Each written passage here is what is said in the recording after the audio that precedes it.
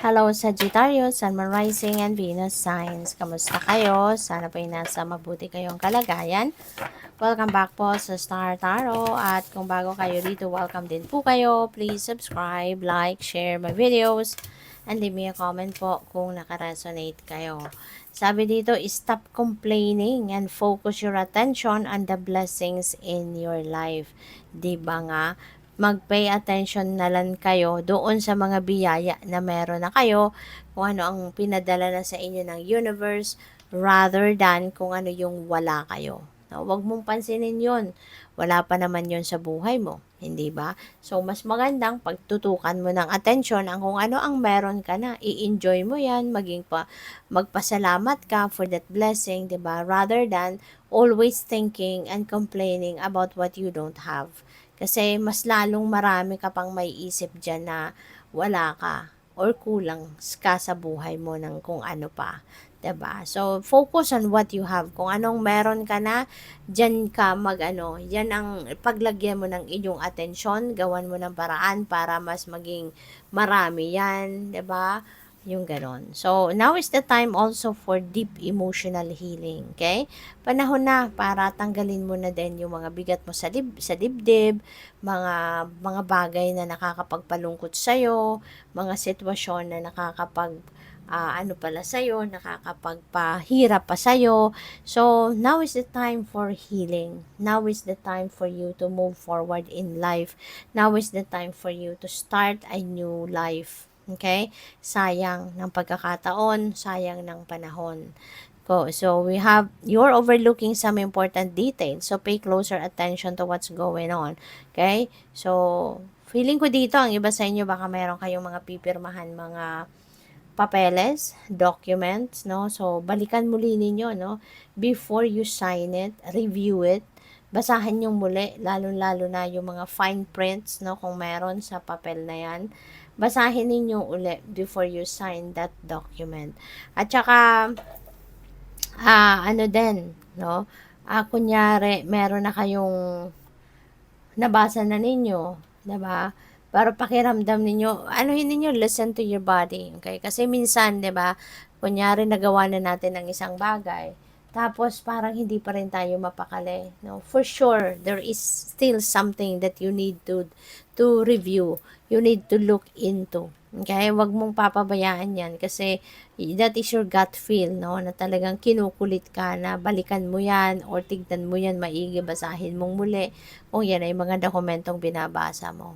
Okay? Kasi otherwise, kung okay na, nabasa mo ng lahat, confident ka na tapos na yon, na-review mo ng lahat, then you will be feel great. No? Okay na, magiging pakiramdam mo. Pero nung alam mo yun, yung binasa mo ng lahat, di ba? Pagkatapos, hindi ka pa rin mapakali, there is still something there na hindi mo pa nababasa, promise. Kaya, yun yung gut feel ninyo, no? Na pinupukaw muli ang inyong kamalayan, 'di ba? Para i-review mo muli. Okay? Ganon yun. So, para hindi ka magkamali, hindi ka mapasubo sa kung ano man ang pipirmahan mo, lalo-lalo na kung yan talaga ay related sa mga dokumento. Kaya, basahin mong muli, reviewin mong muli. Alright? So, what else? We have stand in your power. Be passionate about your vision. Bring about positive change. Okay? So, parang mission ninyo ito sa ngayon. Na bring about positive change, hindi lang sa buhay mo, kundi maaari sa mundong ginagalawan ninyo. Maaring ikaw yung magiging susi para magkaroon ng magandang pagbabago ang sitwasyon mo at ang sitwasyon na kinabibilangan mo. Okay? Hindi lang yung pang-personal mo na buhay, but also siguro in a community or in a society, sa trabaho, yung mga ganon. No? So, maaring ikaw yung magiging susi para mabago ang sitwasyon dyan. So, we have your personal unicorn, bath in pure love, stay open to unicorn magic. Ayan. So, maganda naman talaga, 'di ba? If you are just going to bath yourself in pure love. Kasi kapag you are surrounded with love, kapag nababalot ka ng pagmamahal at pag-ibig, magaganda lang ang you can expect good things, no, are going to happen. You can expect that even the people around you also will be projecting love, 'di ba? Kasi love is a high vibe. No, love is very positive. Napakataas ng vibration ng pagmamahal. Kaya kung pagmamahal ang pinoproject mo, all the good things, asahan mo na kukusang lalapit yan sa'yo. All the good things will follow. Okay?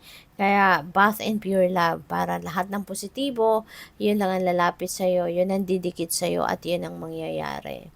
Lahat ng magagandang bagay, no, ay pwedeng mangyari. So, we have Cosmic Pearl, expand your psychic gifts, open the gate to angelic realms. Ayan, so, maaari ng iba sa inyo dito, you are aware na yung psychic gifts ninyo ay nandiyan dyan, meron kayo niyan, and siguro, marirealize ninyo sa ngayon, ano, or maaring nararamdaman talaga ninyo, 'di ba? Na yung psychic gifts ninyo ay gising na, kaya parang siguro you are going to embrace that now. 'Di ba? Maaaring bibigyan mo din ng sarili mo ng pagkakataon para mas magamit mo na to yung mga psychic abilities mo, at maaari no na ito ay i-enhance mo pa, maaaring ito ay i-develop mo pa, yung mga ganon. So, feeling ko dito you are definitely going to embrace that psychic abilities ninyo from here on. You know? Kaya good luck sa'yo. Thank you for watching. Love and light. Namaste.